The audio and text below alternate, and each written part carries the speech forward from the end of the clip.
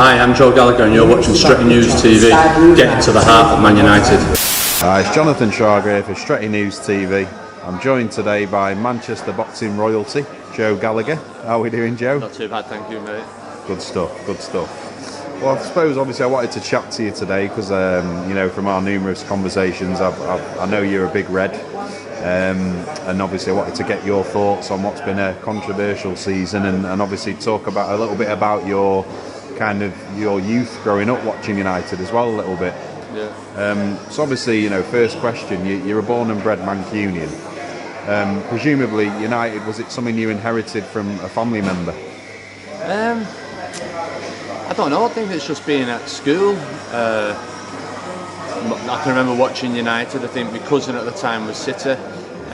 Cousin same age me was City, and I thought, well, I'll be United. And I remember being at school and playing football and then watching United on TV, and the first live football game I went to was Manchester United, so I think it's always been Manchester United. I remember a few of my friends used to play for Junior Blues, I think they were called then, which had the kids team playing for stuff like that all the time, and I was asked to go and play once and all that, but I wouldn't because I was just a Red, and I don't know, United, the history, the club, everything about it. Obviously in our household growing up, there was people such as like Alex Higgins, George Best, they're icons in our household, so I think with George Best and the Irish influence, I think that's where I became a Manchester United fan, so I was influenced in that way. Right. And then what's your, so you mentioned there about sort of your early memories of going to Old Trafford. What is your earliest memory of following United, and do you remember the kind of year that you first went to Old Trafford? I think the first time I went to United, I must have been aged around 8, 9, and my mum took me for my birthday, and bless my mum, hasn't got a clue. She took me and some of my friends, and they're all aged 9 or 10, and you look back now, it's like it'd never be done now. And anyway, my mum goes, didn't know where she was going, and next thing you know, we were in the Stretford End, and paid in the Stretford End, couldn't see a thing. All I knew was like, oh, we're standing there where this barrier was, and next thing you know, when United scored, we were all like, wow, all pushed forward, and it was just like everything. And I just remember being in it, just like, that'd be funny, but there's just like cups of urine and everything in large. And I just think to myself, wow, my mum then at that time sort of brought me because I watched United so much. And I remember watching at the time, that it sounds, I think Paddy Roach was playing, Ashley Grimes, them type of people, and it was like, wow, and the stick and the abuse they were getting from the Stretford End as well. It was, I think that was one of that's the first game I ever went to. I think it was Southampton we played. Laurie McMenemy, I think, was in charge, and it was around November time. But yeah, that was the first United game that I ever went to. Yeah. Fantastic. And was it something whereby you'd supported United, you want to go, but when you first went, that was it, you were gripped then? I'll tell you what, the first time you walked into United, then you went through the turnstiles and you walked up the steps at the Stretford End at the back. We used to walk up steps and all of a sudden I seen this green. I'd never seen grass so green in my life, and that was the first thing. I thought, wow, wow, and you're just there and all looking at this huge stadium, all these people and the green grass, and it was like, wow, it was just like real. It was breathtaking when you were a child, when I first started going to football, just seeing grass could be so green like that, and I was hooked, and definitely I used to go all the time, and all the way through school, secondary school. I think my mum took me another year after that, and then after that then I was going with my friends in secondary school, and that was it. And then Barcelona nights with Maradona and Juventus, and they were great nights. Fantastic. And obviously then I suppose you sort of mentioned there a couple of older United players. Who's your kind of first footballing hero then? When you started going, who was the player? You mentioned Georgie Best, of course, but who were the players that you wanted to emulate on the park when you were playing? Well, when I was playing football, I used to like Sammy McIlroy. I thought Sammy McIlroy in today's era be worth millions, absolutely millions. A brilliant player in the middle of the park. But I was always one for the wingers. Steve Coppell, love Steve Coppell. I thought Gordon Hill, Steve Coppell. I just thought, wow, get the ball down the wing, head down, bang, and gone. And that was it. I used to like that. And I've always had one for sort of like the wingers over the hills. Even when Peter Barnes came, even though he was at City at first and all that, afterwards it was like Peter Barnes, he was a good player, Gordon Hill. Just the wingers over the years that we've had, they always associate United, then we went to Sharp and Giggs and everything else, Kanchelskis, all them. We've always been known for having great wingers, and I think Steve Coppell, I think Coppell was the kid then, back then, I really, and Sammy McIlroy, I thought Sammy McIlroy was a brilliant, fantastic player, and I don't think, maybe I'm right or wrong in this, but I don't think people really view him when they talk about all the old greats really as him, and he was a fantastic player. Right. And then, what would you say? I mean, obviously we've been spoiled, particularly in the last 20-25 years under Fergie. What would you say is your most outstanding memory following United? Is it something from back in the sort of 70s or 80s prior to Fergie, or is it something when we've been having these euphoric European nights? Me personally, as a kid growing up, I remember we were at the College Building in Manchester, and United got beat by, I think it was Barcelona 2-0 at the Nou Camp.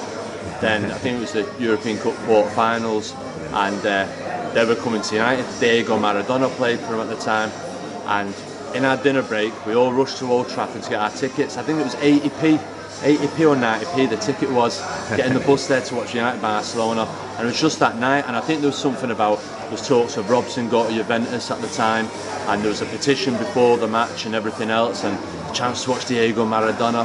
And I think that game has always stuck me, because there was loads of us there. There was my mate who was on crutches, who was skipping off school but was on the pitch at the end of it. He's like a successful playwright now for Shameless, James Dowdall, and I was just like, wow. And it was just an unbelievable atmosphere. Great Barcelona day, and we needed to win. I think it was 3-0, and we did. And it was just like, wow. And I remember next time then we played Juventus and put the tickets up things to £1.20. And we were like, no way. But it was unfortunate. But I just think that Barcelona game for myself, and at the age that I was, and the superstars of Barcelona at the time, and Maradona, and the fact that we did it from a 2-0 goal down from the Nou Camp to win it there, I think that's the game that's always stuck with me. I know we've done Champions League and the last minute affairs, but that was just one of them nights I'll never ever forget. Yeah.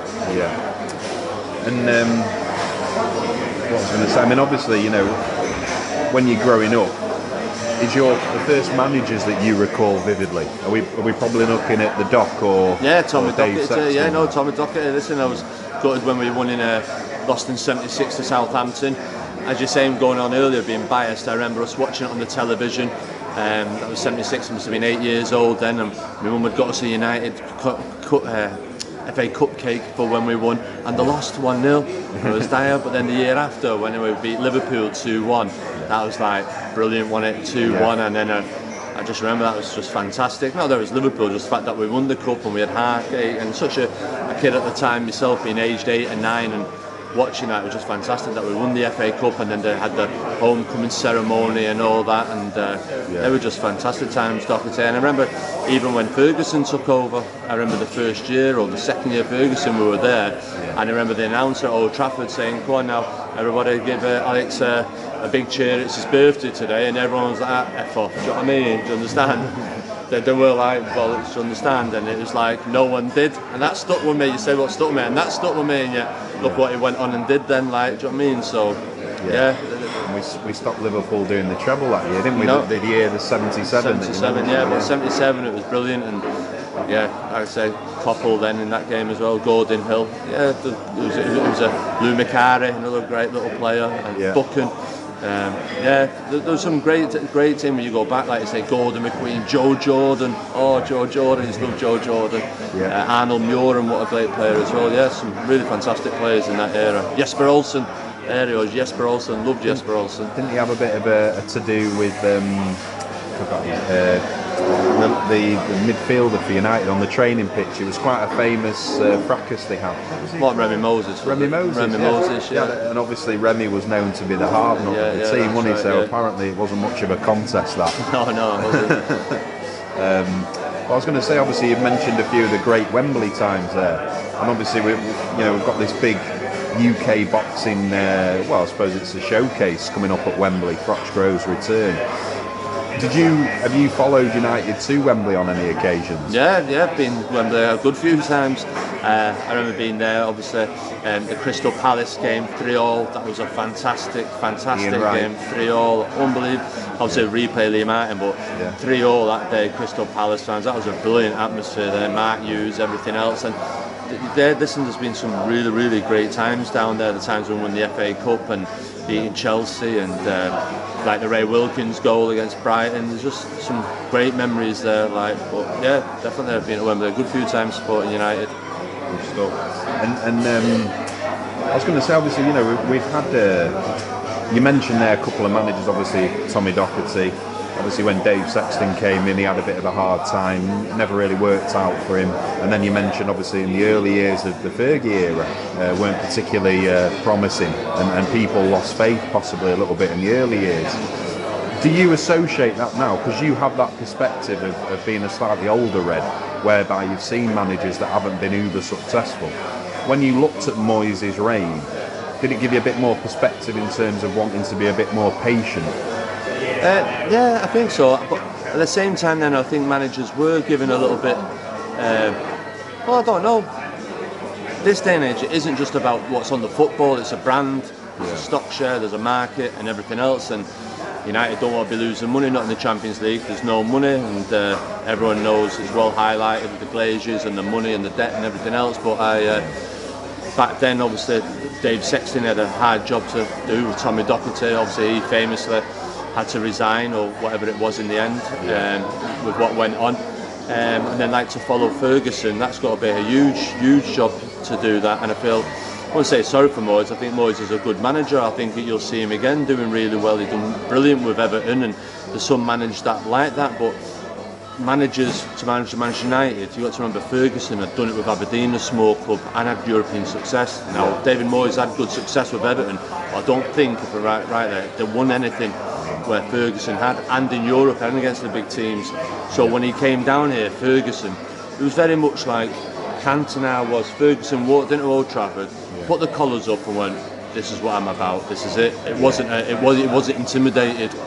He came in, he got rid of like Paul McGrath, all the Kevin Moran, all them type of boys. Do you understand? Straight away Brian Robson, where David Moyes came in and kept the United old guard. Do you understand? And where Ferguson was just, this is it, and that was it. And I think David Moyes, maybe like we've seen in the past with the signings like your Verons, the most will be choked on the big stage, and I think David Moyes, maybe that was the case of it, didn't have that to be able to put the collar up, chest out, and have a belief in his own ability. Alex Ferguson never came down here and asked for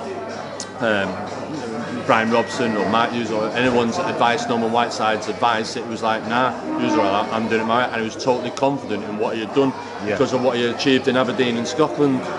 So do you think then, in some ways, if Moyes would have walked in and sort of said to Rio and a couple of the older guard that evidently weren't content with him, there was it was tangible, wasn't it, that there was something not quite right behind the scenes. Rio, you've been a good servant, but you've had your time. It's going to be my way now.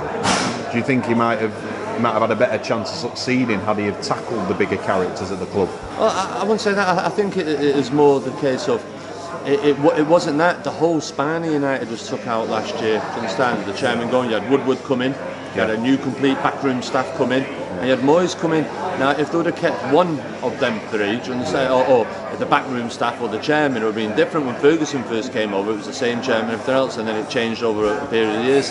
But it was just the complete spine of United went right down the middle. They went from the backroom staff, the manager and the chairman, or when the managers come on and it's not worked. I'm sure the chairman Woodward still trying to find his feet, and I believe he wasn't too clever in the transfer market last year in January, do you understand, upset another chairman and everything else.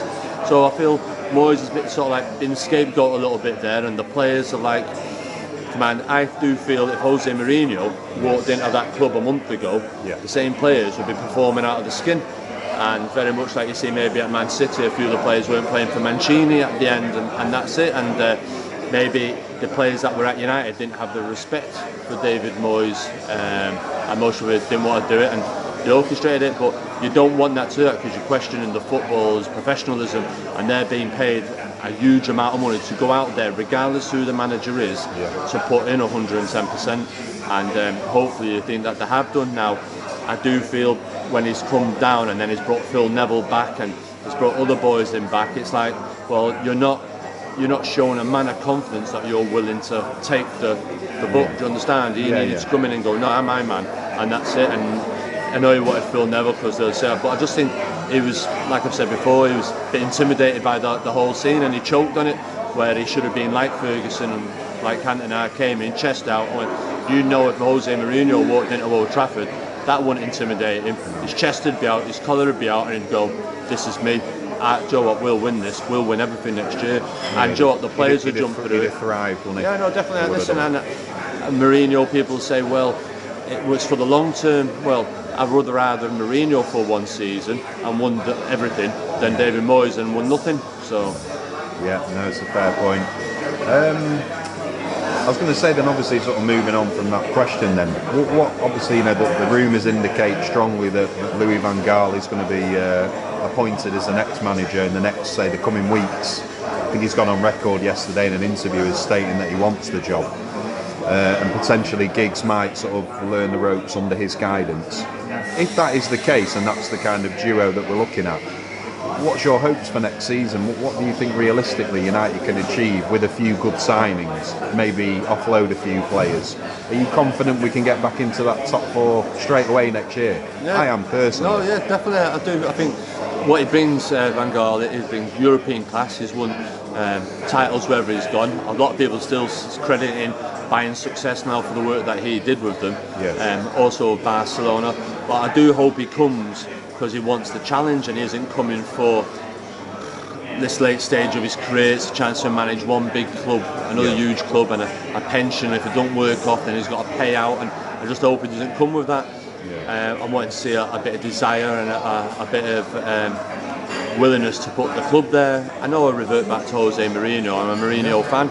But I know Mourinho comes spitting feathers, and you know he's come to do a job, and if he's committed to the job, he'll do it, and he'll fight tooth and nail for that club. And I think that's what I think United want now, and fans want, and that the manager Van Gaal to be like that now. For Giggs, listen, he's a legend, and listen, through and through, to be brought on underneath him may work, may not work. Giggsy may have to go his own way and go and manage some clubs in the lower divisions to get that experience himself and learn his mistakes by himself. Understand? Obviously, he's been under the influence of Ferguson for years. He's had certain managers at Wales. He's an intelligent footballer. And like I say, I think he'll really make a good coach, but maybe it might be better for him to go out and learn it, whatever football clubs are out there in the lower divisions. And it just, like you say, Keane did, Bruce did, Mark Hughes, they've all gone on and done that and cut your teeth up there, and I think it'd be better for him to do that, and he'll be more experienced with it than trying to deal with the pressures of it all on him at the moment, and the huge weight on his shoulders. He's still only young in the game, 40. But I do think by going around and managing a lower league team would benefit him a lot better in the hindsight, and go and learn his apprenticeship, because like not all the best footballers in the world become the best managers. To understand, Pelé and Maradona then become great managers, and if you look at the best managers in the world now, Mourinho, they weren't the best footballers. No, true. And then obviously we make I'll ask you a question regarding signings. If there's a couple of players that maybe have caught your eye, either in England or in world football, that you'd like us to sign. But with a couple of decent signings, you are confident we'll get back in that Champions League spot next year? I don't think there's that too much wrong with the squad at the moment. I do feel the back four. Listen, Patrice Evra, there's a player there that's absolutely committed to the club and the cause, and it'd be absolutely gutted to see him go and have to step down. But everyone can see the last year or two in Champions League, they're all coming down that left side because he's just lost that yard of pace. And you see down the middle, I'm so disappointed to see Vidic go. I think Vidic could be, especially in Italy, it'd be like a Yap Stand. He'll be still going for a few more years because the pace of the game has suited him. And I just think, well, could we not have got somebody?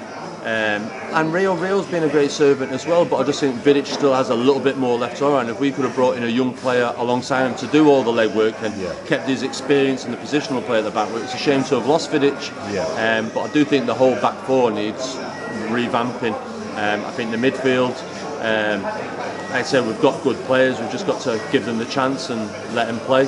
And the same up front, we're spoilt with the quality up front. It's just that with Hernandez, Van Persie, Rooney, Welbeck, and other kids that are there and thereabouts. It's just Mata. I think Mata's a great player, but I do feel last year we bought players and we didn't buy them in the positions that we all bought them for, and they played them on the right wing. I think Wayne Rooney, I think the games that he's played and he's been dropped back into midfield, he started pinging the ball like old Scholesy and Beckham did, and I just think, well, Wayne may not have the pace up front no more, he doesn't have the height. I'm not saying he doesn't have the pace before he gives me a crack when next time I see him, but I'm just saying maybe the role for him to become a Paul Scholes, just sit back up the thing. When he first broke on the scene for England, he did play that little bit deep and start pinging the ball about, because he's a great reader of the game and he gives us that bit of bite and spite in midfield. So I'd say it's got to be interesting, but let's say Van Gaal is a world-class coach if it is got to be him, and he'll have his own ideas on players that he should bring in, but there's quite a few players that we won the league that were nearly over the time, but there's a few players that aren't Manchester United players. I'd really like, there was lots of talk of Ronaldo last year, but the player that impressed me for Real Madrid was, is it Di Mario? The other winger. Tall. I think it's Di Mario. Black hair. Di Maria. Di Maria. Yeah, I think he's a really good player, and I thought, Joe, if we can't get Ronaldo, go and get him. I think he's a really, really good player, him, and there you go with the wingers again, but I think he'll be a really good player. I'd like to see Mata just playing like he usually does. I'd like to see Hernandez. I think Hernandez is one of the best strikers in the Premiership, and I think if Hernandez was at Liverpool, it'd be Suarez, or if he was at Man City, it'd be Aguero. I do think he's one of few players that there is about now that what I call like a Gary Lineker, he sits on the shoulder of the defender, inside the box, the 6-yard box, he'll get the foot in there and everything else, and I just think he's been underused this year, and we missed a sit at him, and I just think when Van Persie was out, we had a great chance to play Hernandez and Rooney up there, and if you want to put Welbeck on the wing, or whatever you want to do, but I think that was the strike force this year, and I think we missed out a little bit with that, and the games where he does it, he's a natural born goal scorer, and I think it'd be a shame to see him go as well. No, I agree with that. I'm a fan of Chicharito as well.